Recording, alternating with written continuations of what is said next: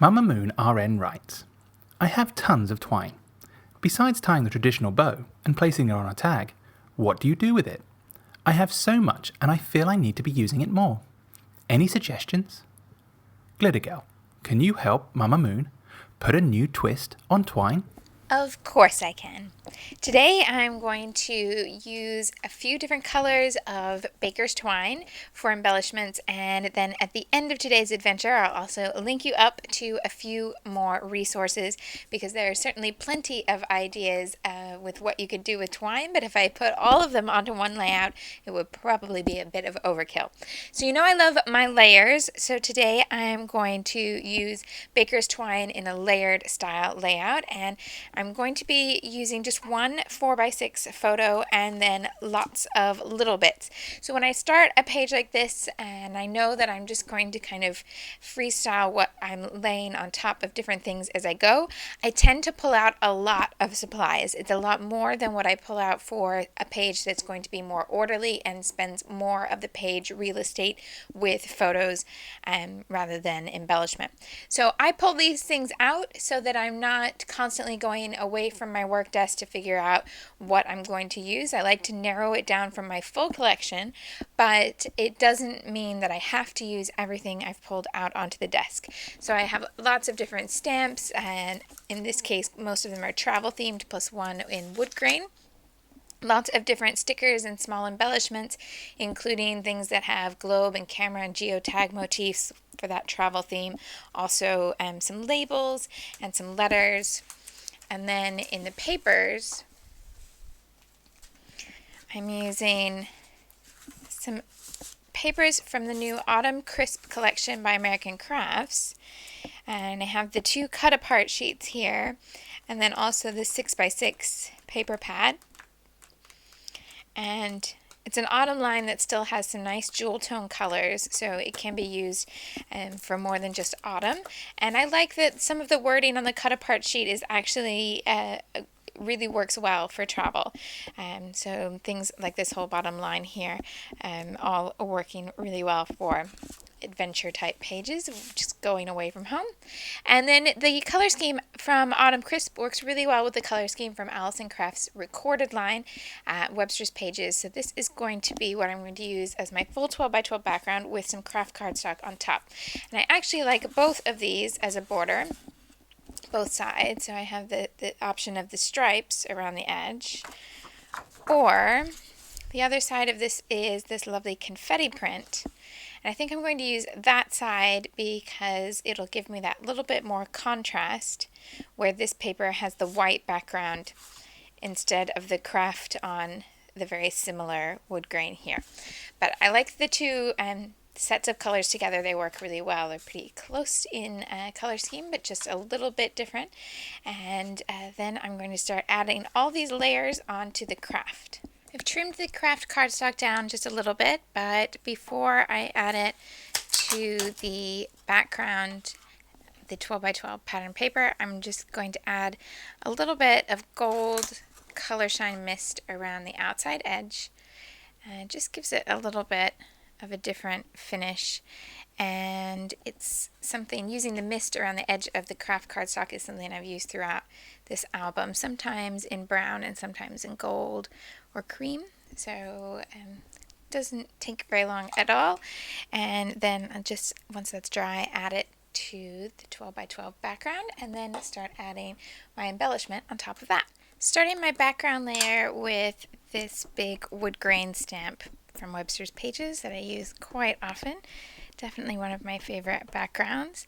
And just going to add brown ink, and then I'm going to stamp this onto the background in a place where a lot of it's going to get covered up. But the idea is that then I have a little bit of texture just around the edge of all the other layers that I'm going to add. The rolling stamps like these small ones from Glitz Design also work really well for adding just a bit of texture in the background. So again, most of this will be covered, but it just gives me a little bit of something that will show around the edges of the design.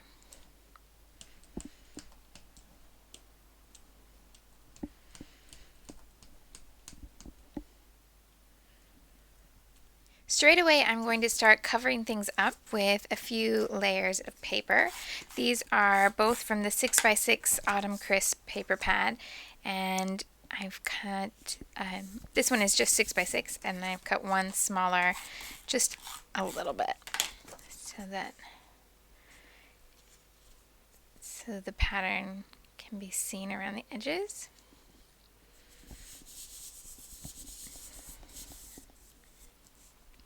And now I can start to add in some details around the side. I like to go to the cut apart sheets first because they tend to be the largest elements. And in this collection, there's this one that has more plain cut apart sheets, no wording there. All of them are just one color a piece, so you can use them on all sorts of different things. Then, of course, the one that's printed. There's also, there's a small version of the printed. It doesn't have all of them. It has quite a few. And then the plain in the small size is really interesting because it's squares instead of the 4x6 blocks. You can have that same effect in a 3x3 square. So I have all those different sizes to work with. I'll cut a few to start moving them around the layers and see what will be the best fit. I've cut one each from the 3 different sheets, so I have 3 different sizes, and then also grab my photo so that I can figure out where everything can best go. I'd like to bring in something more horizontal to go alongside the photo, not completely lined up like this, but offset just a little bit. And I liked that this is one of the only cards that's a horizontal card, so it's easier for the writing, but also like this little detail of the box here because that looks like a place where I can add in more layers in the space. Then I have this card. This card's wood grain, and I have the wood grain stamp here. Also, it brings the brown from the photo onto the diagonal, and I think that would work well down here. I want to be sure that I cover up this edge of the stamped image so it looks cleaner, as if the stamp disappears underneath the back rather than have it there where I have this kind of awkward margin. And then my choice is, do I put this on top or underneath? And I think I prefer placing it underneath. I think it looks a little more natural, and it's going to allow the journaling to be a bit more fluid. I think bringing the brown up on top of the journaling box is going to make things a little bit jarring. I have the smaller then in the yellow, and I could bring that in here and use the journaling box here as well, but I quite like the idea of it being easier to read on the straight lines there and not having to figure out, do I read the bit on this box and then the bit on that, or does it follow line for line? So I think I'll move this over to another part of the page. So I could place this up here in this corner, or I could tuck it underneath these layers to give me that bit of color up here in the corner and a little bit of direction, because this is a square piece but it has this kind of column effect. And I can even cut that then and bring the column down to the bottom, and also have a little bit of room for smaller embellishment here. So I think that's kind of the way I'm going to go. I'll go ahead and cut this in half and bring the other part down to the bottom of the page and see if I can make it look like that's actually one big piece of paper.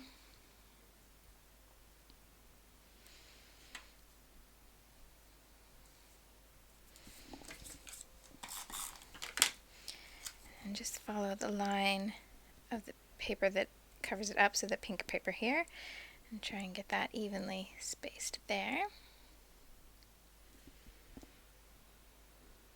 And if it's any trouble doing it by eye, if I turn the layout around and it doesn't look straight, then I can just use a ruler and line it up and place it where it would be. I'll keep the photo just sitting there at this point. I don't want to attach it just yet, because there's one more layer I want to add before I glue the photo down. But holding it in place helps me get everything else in line. Otherwise, I have that problem where you get it all set up, and then when you take the things off to glue them onto the page, it doesn't go back together in the same way that you had it before.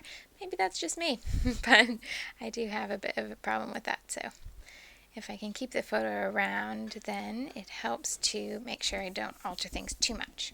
Okay, well, everything is attached to the page now, and I'm going to take the photo away just for a moment to add a little bit of mist before I put the photo on, so that I don't end up with the mist on top of the picture. And I'm going to use two colors here, both from Color Shine by Heidi Swapp, in the Gold Lame and the bronzer. I'm just going to add a few droplets with a paintbrush.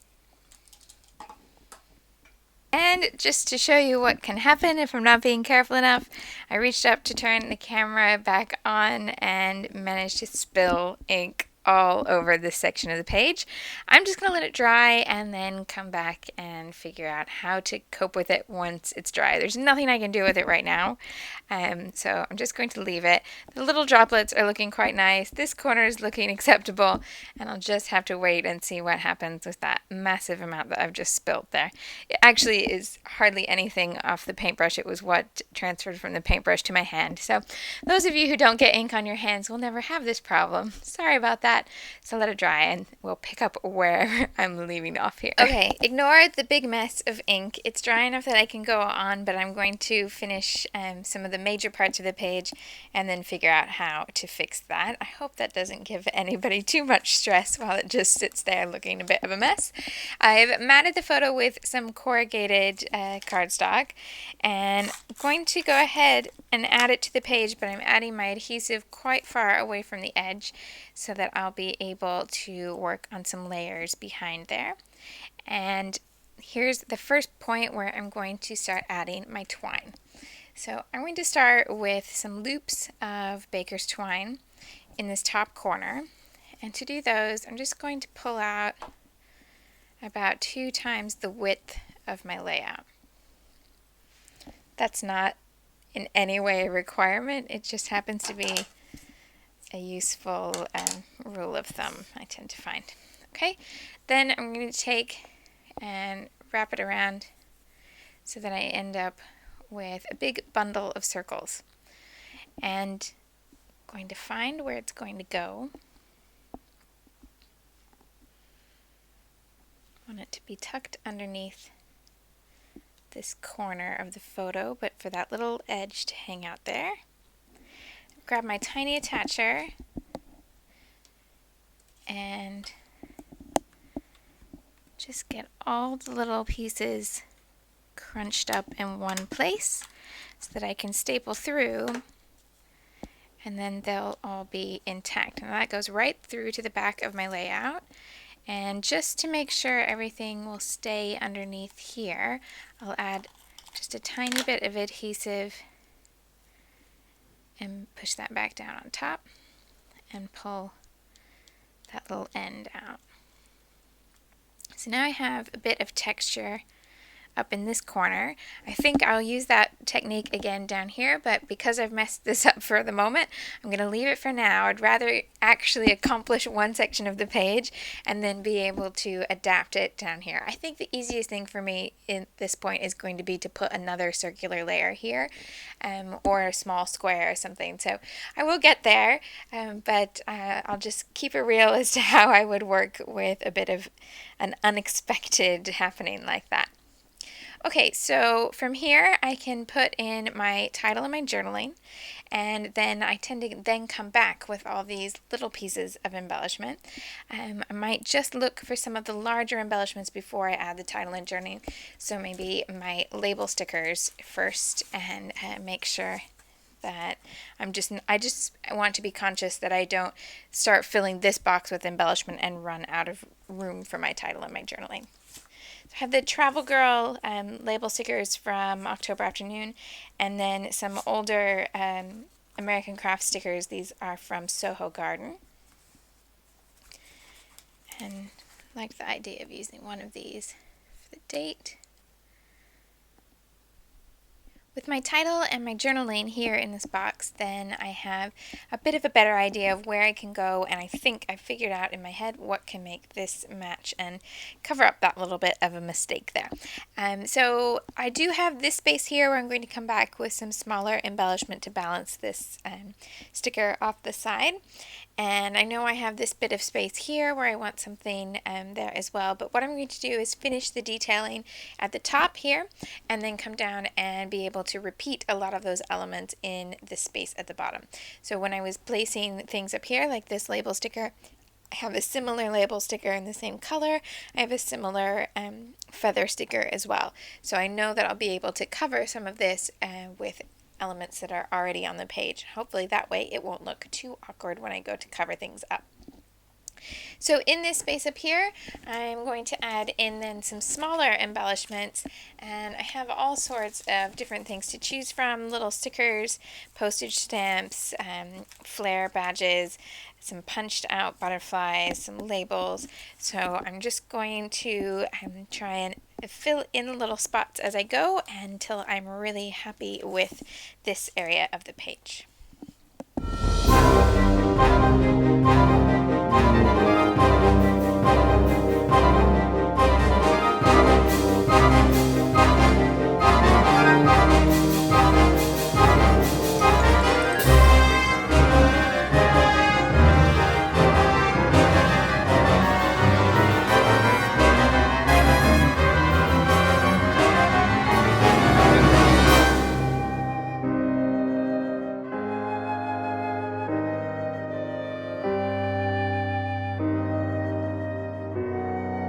I think that's quite a bit up here. I can always come back with little finishing touches, but I think that gives me a pretty good idea of what I want to then mimic at this bottom part of the page. I'm going to start straight in on that spot and see if I can make it a little less obvious. So I have this sticker that's very similar to the one I use up here, and I'm going to start by just covering up the majority of that spill. And suddenly it doesn't seem quite so huge on the page. So that's a step in the right direction. And then I'm just going to look back at this design at the top and try to repeat as many elements that appear at the top of the page in this bottom corner of the page. So I have the feather sticker to repeat with some little pop dots at the top to give it bit more height up off the page. And I can start to look at the other elements here, just going through the same stack of things and see how much I can make appear in both spots.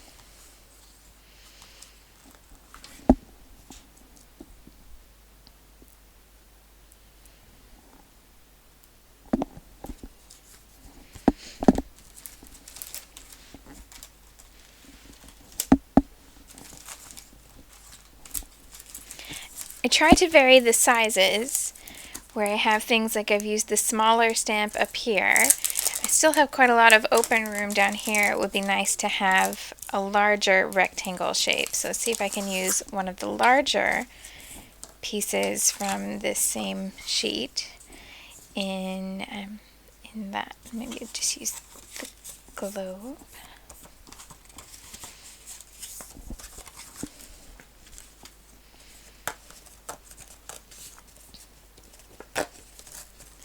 The green star stickers are also, they're from the same sheet, but they're not the same size. The star is not exactly the same. It was more that I wanted to pick two from the same sheet in the same color.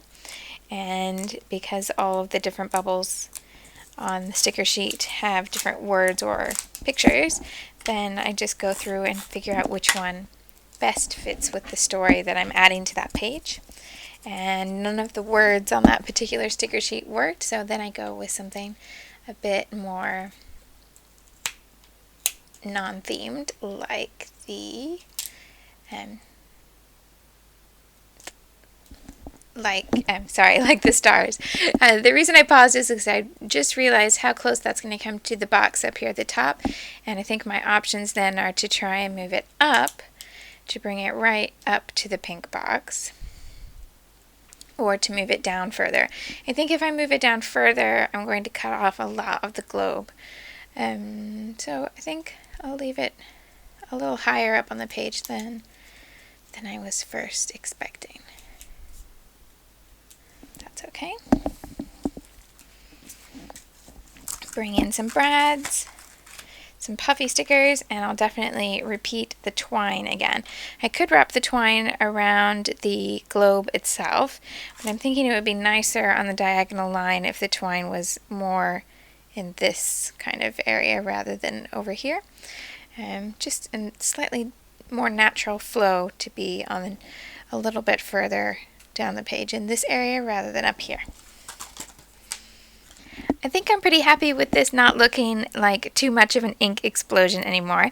I have decided I'll just leave this larger droplet. It wasn't really meant to be there, but it doesn't look so much like a giant spill like the bit that I covered up. So I'll just cope with that and it should be all okay. I'm going to bring my twine back in now and add another circle down here.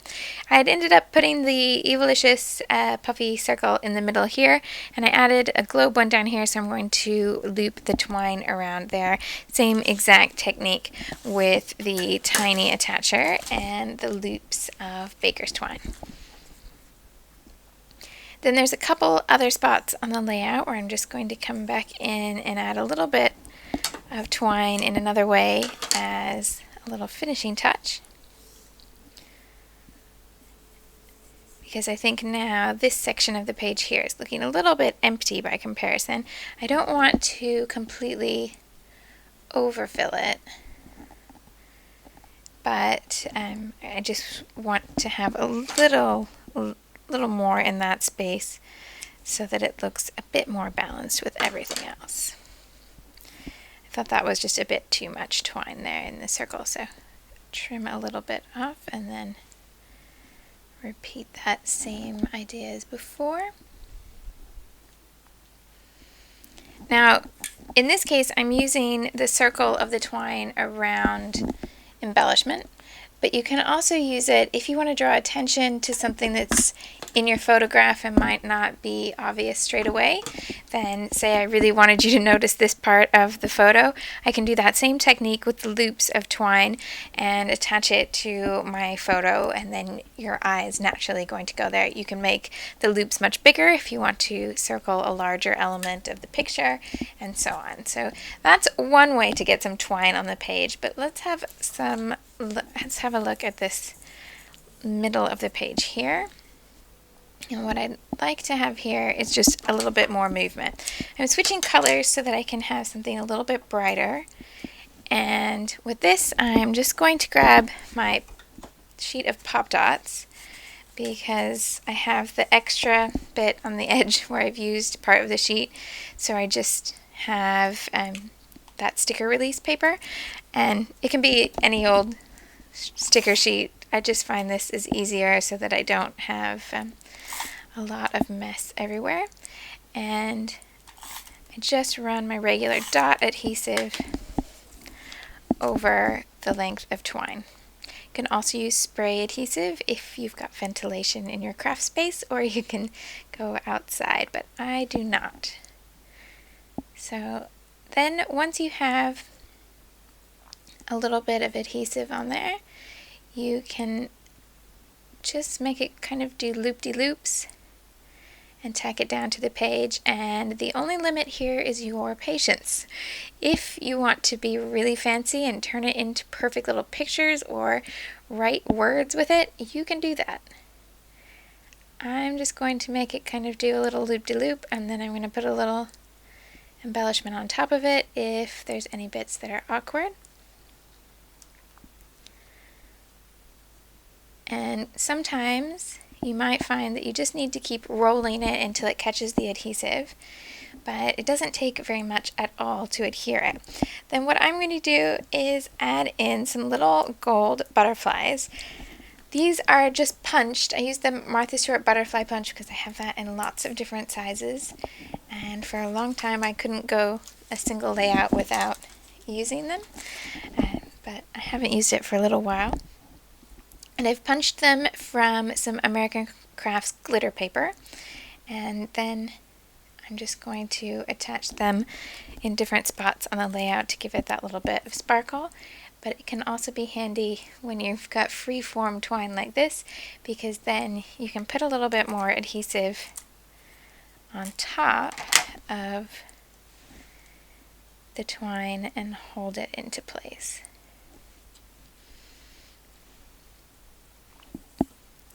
The others I'm going to scatter about on the diagonal so that I have a little bit of that embellishment across the page.